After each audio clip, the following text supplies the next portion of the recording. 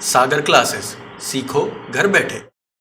सारे देखने वालों को सागर का सलाम। आज हम हाजिर हैं सीखो घर बैठे के लेसन नंबर 2 के साथ। एडोबी फोटोशॉप के अंदर हम जो भी आपको सिखा रहे हैं उसके लेसन नंबर 2 के साथ आज हम बात करेंगे किस तरह किसी भी पिक्चर का आप एक बैकग्राउंड चेंज कर सकते हैं। जिन लोगों को इन फॉर्मेट्स के बारे में नहीं पता वो जाके मेरी पहली वीडियो देख सकते हैं जिसके अंदर मैंने बताया है। आज हम काम करेंगे एक पिक्चर के ऊपर। अगर आप देख सकते हैं मैं एक फ़ोटो पे काम करने वाला हूँ। मैंने यहाँ पे क्लिक किया और यहाँ पे मुझे सेंटीमीटर्स के अंदर डिटेल्स देना शुरू हो गया है। मैं इसको यहाँ से कर लूँगा इंचेस के अंदर ताकि मुझे एक बेहतर आइडिया हो सके कि मैं जिस फ्रेम पे काम कर रहा हूँ या जिस कैनवस पे मैं काम कर रहा हूँ वो क्या दिखता है। यहाँ से ओरिएंटेशन आप बदल सकते हैं, वर्टिकल कर सकते हैं, लैंडस्केप कर सकते हैं। मैं लैंडस्केप पे काम नहीं करूँगा, मैं वर्टिकल पे काम करूँगा। तो इसने अपने हिसाब से उसकी जगह बदल दी है। अब मैं एक काम करता हूँ कि फ़िलहाल के तौर पे आपको समझाने के लिए कोई सा भी साइज़ इधर मैं डाल देता हूँ। मेरे पास ये कैनवस साइज़ आ जाता है जिसको देख के फ़र्ज़ करें मुझे लगता है कि ये साइज़ जो मुझे चाहिए था ये उस हिसाब से नहीं है। तो मैं क्या कर सकता हूँ, मैं इसको अपने हिसाब से एडजस्ट कर सकता हूँ। या तो आप यहाँ से क्रॉप टूल पर जा सकते हैं या फिर आप सी दबाएं तो आपका क्रॉप टूल आ जाएगा सी, और V for move tool, C for crop tool. मैं यहाँ पे बीच में क्लिक करता हूँ। इसने मुझे एक साइज़ बना के दिया जो कि मेरे हिसाब से सही नहीं है। मैं चाहूँ तो इसको छोटा बड़ा करूँ, लेकिन अभी आप देख सकते हैं कि ये मेरे हिसाब में नहीं आ रहा। उसकी क्या वजह? उसकी वजह यहाँ है ऊपर। ये वाला बॉक्स विड्थ कहलाता है और ये वाला बॉक्स हाइट कहलाता है। यहाँ पे मैंने अपने नंबर्स डाले हुए थे जिसके हिसाब से इसने ये प्रोपोर्शंस या फिर ये साइज़ या ये रेक्टेंगुलर उस हिसाब से सेव किया हुआ था। मैंने वहाँ से नंबर्स हटा दिए। तो अब ये मैं अपनी मर्ज़ी के हिसाब से इसको एडजस्ट कर सकता हूँ, बढ़ा सकता हूँ, छोटा भी कर सकता हूँ। लेकिन लेट सपोज़ कि मुझे चाहिए ही 5/7, क्योंकि 5/7 किसी भी पिक्चर का एक बहुत अच्छा साइज़ होता है। मैं इसको एडजस्ट करूँगा अपनी मर्ज़ी के हिसाब से। लेट सपोज़ कि ये मेरा साइज़ है। या तो एंटर दबाऊंगा या डबल क्लिक करूँगा तो मेरा क्रॉपिंग का साइज़ आ गया। कमांड माइनस या कमांड प्लस अगर आप मैक के ऊपर हैं, कंट्रोल प्लस, कंट्रोल माइनस अगर आप पीसी के ऊपर हैं for zoom in and zoom out. चलें एक काम करते हैं। सबसे पहले तो हम अपना मॉडल लेकर आते हैं जिसकी हमने बैकग्राउंड चेंज करनी है। फ़र्ज़ करें ये मेरा मॉडल है और मुझे इसके ऊपर डालना है ये बैकग्राउंड इसके पीछे। तो मैं सबसे पहले अपना बैकग्राउंड एडजस्ट करूँगा। अभी आप देख रहे हैं कि मेरा बैकग्राउंड डिस्टॉर्ट हो रहा है जिसकी वजह से ये ख़राब हो रहा है। तो मैं इसको मैनुअली अपने अगर मुझे ये सेट करना है तो मैं इसको शिफ्ट दबा के सेट करूँगा जिसकी वजह से इसके प्रोपोर्शन या इसकी ट्रांसफॉर्मेशन ख़राब नहीं होगी। मैं इसको अपने हिसाब से एडजस्ट करूँगा। अब ये साइड्स मेरी रह गई हैं तो मैं ये देखूँगा क्या मैं इसको अगर यहाँ से इस तरह खींच देता हूँ बगैर शिफ्ट दबाए तो क्या मेरी प्रोपोर्शन ज़्यादा आउट हो रही हैं। तो मेरी प्रोपोर्शन ज़्यादा आउट नहीं हो रही। मैं एंटर करूँगा, लेकिन जो हमारा मॉडल का इमेज था जिसका हमें बैकग्राउंड चेंज करना था वो अब हमें नज़र नहीं आ रहा। तो वो क्यों नज़र नहीं आ रहा? मैं पिछली क्लास में बता चुका था कि लेयर्स का भी कोई गेम होता है। जो लेयर ऊपर होती है वो ज़्यादा नज़र आती है, जो उसके नीचे होती है वो पीछे नज़र आती है। तो हमारे मॉडल को ऊपर लेकर आने के लिए उसको फ्रंट की उसको लेकर आना पड़ेगा ऊपर। मैंने सिर्फ इसको क्लिक एंड ड्रैग करना होता है। क्लिक एंड ड्रैग किया, मेरा मॉडल फ्रंट पे आ गया। अच्छा, अब मुझे इसका बैकग्राउंड चेंज करना है क्योंकि ये एक सॉलिड इमेज है। बाय द वे, अगर आप अपना कैनवस इजीली ये स्पेस बार दबाएंगे तो आपको हाथ मिलेगा। आप चाहते हैं कि आपका कैनवस जो है आपकी मर्ज़ी के हिसाब से कहीं पे भी मूव करे तो आप एक दफ़ा F दबाएंगे। आप F दबाएंगे, आपकी टाइमलाइन या आपका कैनवस जो है वो फ्री हो जाएगा। आप स्पेस बार दबाएं, कहीं भी इसको रख के अपना काम करें। कमांड प्लस या कंट्रोल प्लस से जूम इन जूम आउट करें। आपको यहाँ काम करना है, वहाँ काम कर रहा है। आपको मैनुअली यहाँ से जाके ऊपर नीचे करने की ज़रूरत नहीं पड़ेगी। तो नॉर्मली मैं F दबा के ही काम करता हूँ, तो इसके लिए आपको एक चीज़ समझा रहा हूँ। अब आप देख सकते हैं कि मेरा मॉडल है, मेरे मॉडल के पीछे वाइट बैकग्राउंड है। तो क्या मेरा मैजिक वैन टूल जो यहाँ पर है उसका काम यह है सॉलिड इमेज पकड़ना, सॉलिड कलर पकड़ना। तो क्या वो इस पर काम करता है? मैंने लिया और मैंने क्लिक किया। काफ़ी हद तक इसने सेलेक्ट तो की चीज़ें, लेकिन आप देख रहे हैं कि यहाँ पे इसके फेस के ऊपर भी चीज़ें आना शुरू हो गई। मैं इसका टॉलरेंस कम करके देखूँगा। टॉलरेंस कम किया, दोबारा क्लिक किया। इस बार इसने काफ़ी हद तक चीज़ें बेहतर तरीके से सिलेक्ट की हैं, सिलेक्शन बना के। लेकिन आप देख रहे हैं जहाँ वाइट है और जहाँ पे हल्का डार्क है वाइट के अंदर भी, ये वाला पार्ट उसने नहीं लिया। तो मैं शिफ्ट दबाऊंगा। शिफ्ट से ये होगा कि जो भी मैं क्लिक करूँगा वो वाला पार्ट इसके अंदर ऐड हो जाएगा। वो पार्ट इसके अंदर मैंने ऐड करा लिया, फिर शिफ्ट दबा के क्लिक किया, ये पार्ट भी ऐड हो गया। लेकिन यहाँ पे आपका अगर आप नोट करें तो इसने यहाँ पे शर्ट के ऊपर इसकी भी चढ़ा दिया, क्योंकि ये भी वाइट है और ये भी वाइट है, तो उसकी इंटेंसिटी की वजह से उसने सारा वाइट जो इस वाइट के साथ जुड़ा हुआ था यहाँ पर उसको ले गया।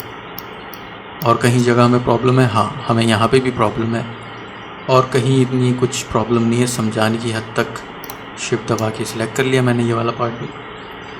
तो मैं क्या करूँगा, मैं यहाँ से कमांड प्लस करूँगा। पेन टूल के बारे में मैं आपको बता चुका हूँ, मैं पी दबाऊँगा तो पेन टूल आ जाएगा, नहीं तो मैं यहाँ से भी क्लिक कर सकता हूँ।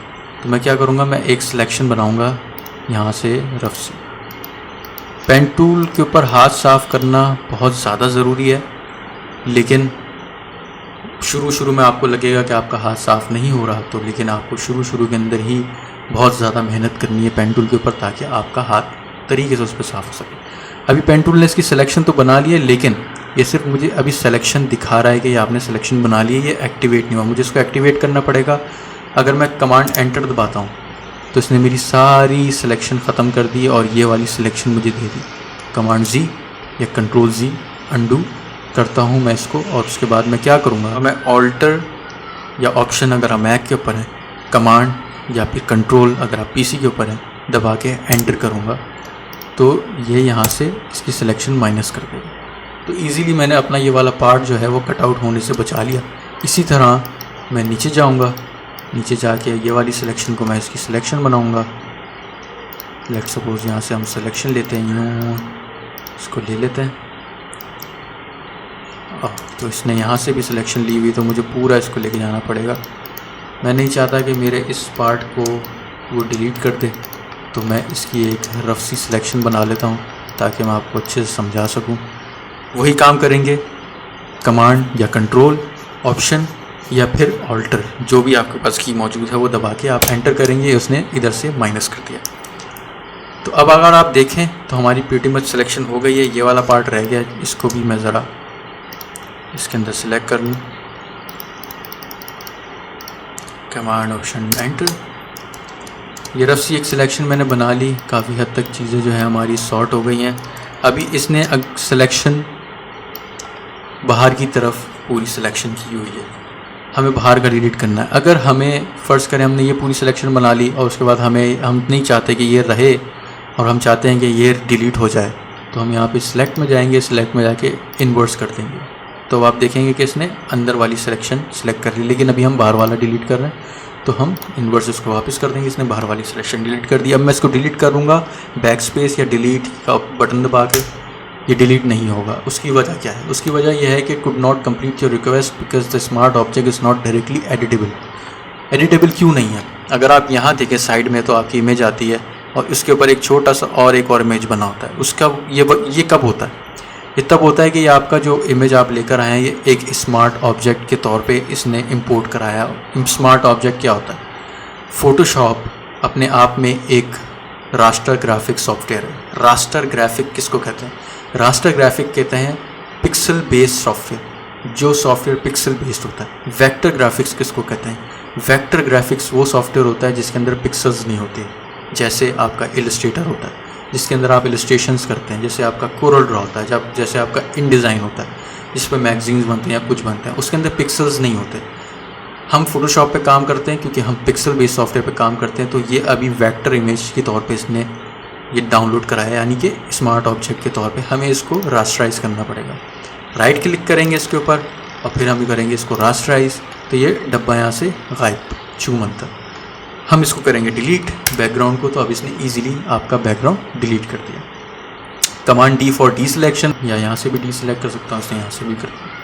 अच्छा, काफ़ी हद तक ये चीज़ हमें मैच लगती है पीछे बैकग्राउंड से, लेकिन मेरे हिसाब से ये अभी भी मैच नहीं कर रही है। उसकी क्या वजह है?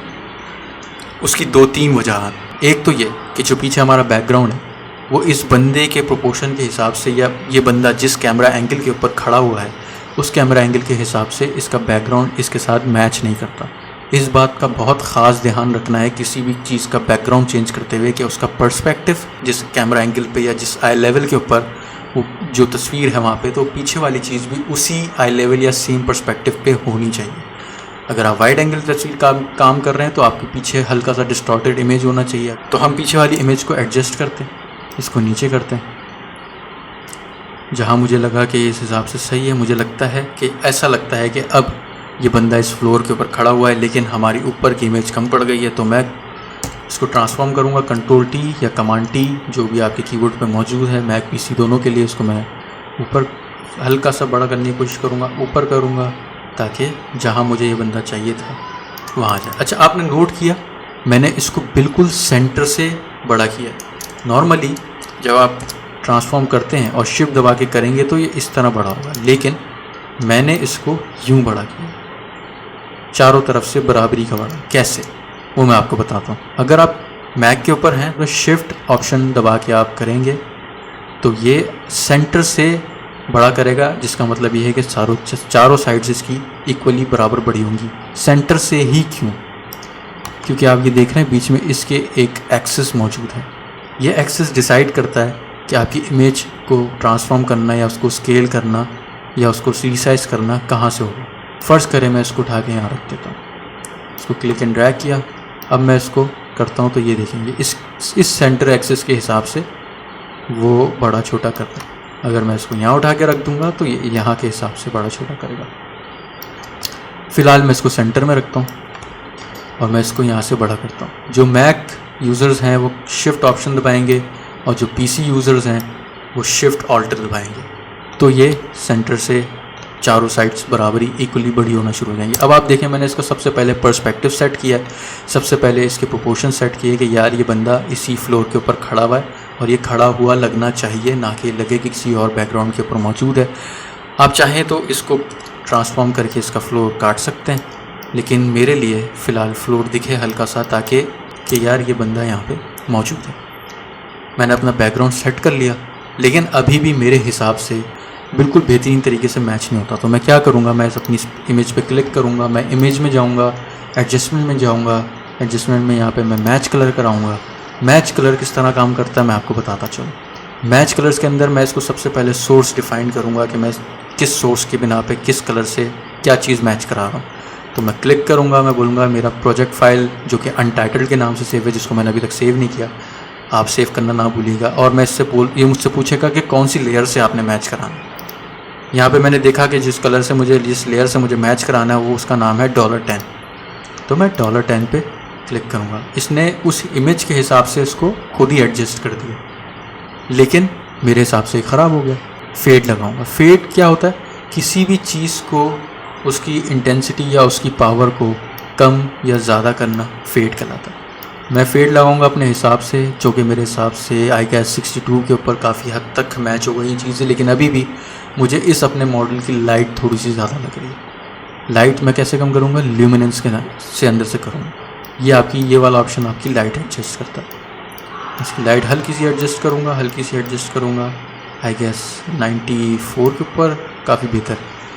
कलर इंटेंसिटी अगर मैं चाहूँ तो यहाँ से बढ़ाऊँ और काफ़ी हद तक इसके पुराने कलर्स जो इस मॉडल के अपने थे वो लाने की मैं कोशिश करूँगा। जहाँ मुझे लगेगा कि ये इमेज मेरे हिसाब से परफेक्टली इसके लाइट्स या कुछ मैच हो गए, इसको मैं एंटर करूँगा। एक अहम काम इस इमेज के लिए, कोई भी चीज़ फ्रंट बैकग्राउंड पे होती है, फोरग्राउंड पे होती है। आपका जो फ्रंट होता है आप उसको फोरग्राउंड कहते हैं, जो आपका बैक होता है उसको बैकग्राउंड कहते हैं। पर्सपेक्टिव में हमेशा ये चीज़ यूज़ होती है कि जो चीज़ दूर होती है वो डिफोकस्ड होती है। तो मैं क्या करूँगा, मैं अपने बैकग्राउंड को हल्का सा फ़िल्टर्स में जाके, यहाँ से बहुत सारे ब्लर के ऑप्शंस है, इसको आप फर्दर अपने किसी भी इमेज के साथ चेक कर सकते हैं, इसके साथ खेल सकते हैं। मैं आपको टूल्स सिखा सकता हूँ, सेंस डेवलप करना आपका अपना काम है। काफ़ी हद तक मैं कोशिश करूँगा वो सेंस भी मैं कुछ आपको दे सकूँ जितना मेरे पास है, लेकिन आपको खुद लेना पड़ेगा। तो खैर बहरहाल मैं यहाँ पे इसको गैसियन ब्लर लगाता हूँ। गैसियन ब्लर के ऊपर मेरे ख्याल से इसकी ब्लरनेस 6 बहुत है। 6 के हिसाब से अब लग रहा है कि वो बैकग्राउंड काफ़ी हद तक पीछे है और हमारा बंदा फोरग्राउंड किसी फर्श के ऊपर, किसी फ्लोर के ऊपर, किसी ग्राउंड के ऊपर खड़ा हो। लेकिन एक चीज़ जो इस वक्त नज़र नहीं आ रही लेकिन बहुत डिटेल में शायद हमें नज़र आए, अगर हम अपनी इमेज को जूम करते हैं तो आप नोट करेंगे कि यहाँ पे काफ़ी हद तक कुछ बिगाड़ पैदा हुआ है। इसको ठीक करने के 2-3 तरीके हैं, जिसमें से मैं आपको कुछ बताता चलूँ। मैं सबसे पहले लूँगा इरेज़र। ई फॉर इरेज़र, ई से मैंने क्लिक किया, इरेज़र आ गया मेरे पास। मैंने अपनी इमेज सेलेक्ट की, इरेज़र को मैंने राइट क्लिक किया, तो राइट क्लिक करके मुझसे पूछेगा कि आपका हार्डनेस आपको कितनी चाहिए। मैंने कहा मुझे 11% चाहिए, और साइज़ भी मुझे थोड़ा और बड़ा चाहिए। मैं डबल यहाँ क्लिक करूँगा और मैं इसको हाइड कर दूँगा। अगर आप नोट करें तो जहाँ आपका प्लस माइनस या डिलीट का साइन होता है उसके नीचे कर्ली ब्रैकेट्स होते हैं। राइट कर्ली ब्रैकेट से साइज़ आपके इसका ब्रश का बड़ा होगा, और लेफ़्ट कर्ली ब्रैकेट से आपका साइज़ छोटा होगा। ये आप अगर चाहें आप सिर्फ इंटरनेट के ऊपर, गूगल के ऊपर, किसी जगह पे भी फ़ोटोशॉप शॉर्टकट्स भी लिखें तो आपको काफ़ी हद तक बहुत सारे शॉर्टकट्स मिल जाएंगे। नहीं तो आप यहाँ से राइट क्लिक करके भी अपने साइज़ को एडजस्ट कर सकते हैं। मैं सबसे पहले इसके बाल की सेट करने की कोशिश करूँगा, और कहीं पे भी अगर मुझे कोई चीज़ मिलती है जो बिगाड़ पैदा करने का सबब बने तो मैं उसको भी वहाँ से माइनस करने की कोशिश करूँगा। काफ़ी बेहतर मेरी इमेज लगना चाहिए जब तक मैं इस पर काम कर रहा हूँ। और मैं कहीं चेक कर लेता हूँ कहीं और कुछ तो नहीं है, जैसे कि इस जगह पे। इसको भी मैं थोड़ा सा अपने हिसाब से मैनुअली समझाने के लिए, ये और बेहतर हो सकता है जब आप हाथ साफ़ करेंगे इन चीज़ों के ऊपर, तो आप मेरे ख्याल से मुझसे भी ज़्यादा कमाल तरीके से इसको इस्तेमाल करेंगे। हम ये कर सकते हैं। काफ़ी हद तक ये बेहतर हो गया है, लेकिन दूसरी चीज़ जो इम्पोर्टेंट चीज़ है इस वक्त, कोई भी बैकग्राउंड को फोरग्राउंड के ऊपर उसके साथ लगाने के लिए आप सबसे पहले चेक करें कि यार वो फोरग्राउंड का ब्लरनेस पीछे या वो कितना दूर है, उस हिसाब के एजेस सेट होंगे। स्ट्रेंथ मैं यहाँ से 20% कर देता हूँ क्योंकि मुझे इतना कुछ नहीं चाहिए। ये मैंने ब्लर टूल सेलेक्ट किया हुआ है यहाँ से। अब मैं इसके एजेस हल्के करके क्लिक करके यहाँ से ब्लर करूँगा। आप चाहते हैं कि मैं बहुत स्लाइटली कर रहा हूँ, लेकिन अगर आप चाहें कि आपको और ब्लर करने की ज़रूरत है, आप यहाँ से इसकी स्ट्रेंथ बढ़ाएं, क्लिक करें, स्ट्रेंथ बढ़ाएं, 36 करके देखते हैं। साइज़ में फ़िलहाल छोटा कर लेता हूँ। इसकी शॉर्ट की मैं आपको बता चुका हूँ, left curly bracket and right curly bracket. और फिर मैं इसके एजेस हल्के से ब्लर करना शुरू करूँगा। जैसे ही मैं ब्लर कर रहा हूँ तो आप नोट करेंगे कि ये पीछे वाले बैकग्राउंड के साथ काफ़ी हद तक मैच होना शुरू हो गया, ब्लर होना शुरू हो गया, और आपकी आँख को भी धोखा होने लगा है कि शायद ये बंदा असल में दर हकीकत यहीं पर ही खड़ा हुआ था। ये सिलेक्शन अच्छी नहीं हुई तो ये वाले पार्ट के वाले मसले भी आपकी इमेज के अंदर से छुप सकते हैं। जैसे कि आप ये देख रहे हैं कि यहाँ पे भी अच्छी सिलेक्शन नहीं हुई क्योंकि आपका जो मैजिक वैन टूल था वो उसने अपना अच्छा काम नहीं किया। इसीलिए मैं हमेशा प्रेफर करता हूँ कि आप पेन टूल इस्तेमाल करें और पेन टूल से अपनी ट्रेसिंग करें। पेन टूल का मकसद समझाना अभी बहुत मुश्किल हो जाएगा। क्यों? क्योंकि इनिशियल बेसिस के ऊपर पेन टूल चलाना आपको समझाना के लिए वो एक सेपरेट अपने आप में एक बहुत बड़ा लेसन है कि पेन टूल काम किस तरह से करता है, उसके अंदर क्या क्या ऑप्शंस होते हैं, पेन टूल से हम क्या क्या कर सकते हैं, क्या क्या नहीं कर सकते हैं। तो वो एक अपने आप में एक बहुत बड़ी क्लास है। तो इसलिए मैंने अभी फ़िलहाल मैजिक वैन टूल से आपको समझाने की कोशिश की कि जो हमारे पास इनिशियल शुरू के जो टूल्स हैं वो आपके इस्तेमाल में आ जाए। एक दफ़ा जब आप पेन टूल चलाना सीख लेंगे तो उसके बाद फिर आपको शायद इस मैजिक वैन टूल की ज़रूरत ना पड़े। बहुत रेयर केसेस में ज़रूरत पड़ेगी कि आपको अर्जेंटली काम करना हो। जैसे कि मैं भी आपको बताने वाला हूँ कि इसका एक और बेहतरीन काम क्या है मैजिक वैन टूल का। अब आप देख सकते हैं मैंने इसके जो एजेस हैं वो ब्लर किए, तो काफ़ी हद तक लग रहा है कि ये इसी बैकग्राउंड पे ये बंदा खड़ा हुआ है। अब आते हैं मैजिक वैन टूल के दूसरे काम की तरफ। ये मैजिक वैन टूल है, मैंने इसको क्लिक किया। फ़र्ज़ करें मेरी इमेज में ये वाइट पार्ट है जिसका मुझे कुछ भी करना है, फ़र्ज़ करें, तो मैंने यहाँ पे क्लिक किया। अच्छा, इसकी इंटेंसिटी 50 हुई तो इसने सब कुछ वाइट जो था वो सिलेक्ट कर लिया। अगर मैं यहाँ से इसको कम कर देता हूँ इंटेंसिटी को, तो ये क्या करेगा, ये थोड़ा सा पार्ट सेलेक्ट करेगा, लेकिन मुझे लगता है ये पूरा वाइट है और ये 50 या 60 के ऊपर काम हो जाएगा। तो मैंने क्लिक किया, इसने आराम से सेलेक्ट कर लिया। मैंने ये वाला पार्ट क्लिक किया, इसने आराम से सेलेक्ट कर लिया। अब मैं क्या करने वाला हूँ, मैं बनाऊँगा एक न्यू लेयर, क्योंकि अगर मैं इस लेयर के ऊपर कोई भी कलर डाल देता हूँ तो बाद में इसको निकालना मेरे लिए मुश्किल हो जाएगा। तो मैं न्यू लेयर बनाता हूँ। मैं यहाँ से अपना कोई भी कलर सेलेक्ट करता हूँ। फ़र्ज़ करें मुझे इसको येलो बनना, मैंने येलो किया।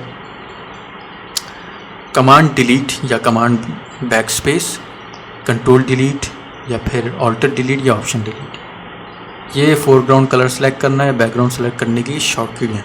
अब मुझे उसको पेस्ट करना, कमांड डिलीट करूँगा। इसने वाइट कलर पेस्ट किया, जिसका मतलब ये है, ऑल्टर डिलीट का मतलब ये है कि इसने पीछे वाला कलर पेस्ट किया, लेकिन मुझे फ्रंट वाला कलर पेस्ट करना है। इसका एक तो तरीका ये है कि आप एक्स दबाएंगे तो इसने कलर रिप्लेस कर दिया, फिर आप भले कमांड डिलीट या ऑल्टर डिलीट करें तो आपका एक कलर पेस्ट होगा। लेकिन मैं क्यों दबाऊँ एक्स, मैंने दोबारा एक्स दबाया, लेकिन मैं क्यों दबाऊँ, मुझे अगर पता है इसकी शॉर्ट की क्या है ये वाले कलर पेस्ट करने की, तो मैं कंट्रोल डिलीट या ऑप्शन डिलीट दबाऊँगा तो उसने येलो कलर पेस्ट कर देना। डी सेलेक्ट करूँगा, सेलेक्ट में जाके डी सेलेक्ट या कमांड डी या कंट्रोल डी, उसने यहाँ पे पेस्ट कर दिया। आप देख सकते हैं इसने कितनी बेहतर तरीके से इस मैजिक वेंट टूल के थ्रू हमने इसका कलर आरामी से हमने बदल दिया।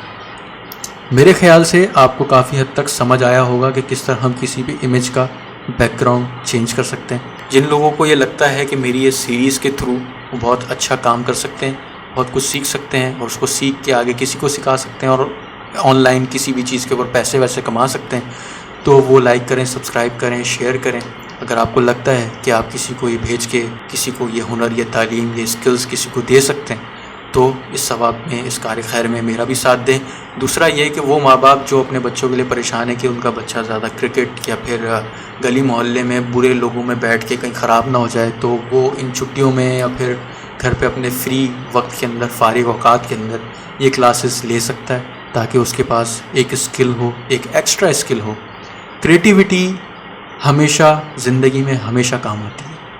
उसके अंदर आपका दिमाग मुख्तलिफ़ तरीके से नए आइडियाज़ की खोज में लगता है, जिसकी वजह से आपकी अपनी ज़िंदगी में मुख्तलिफ़ मौक़ों के ऊपर आपको फ़ैसला लेने में बड़ी आसानी रहती है।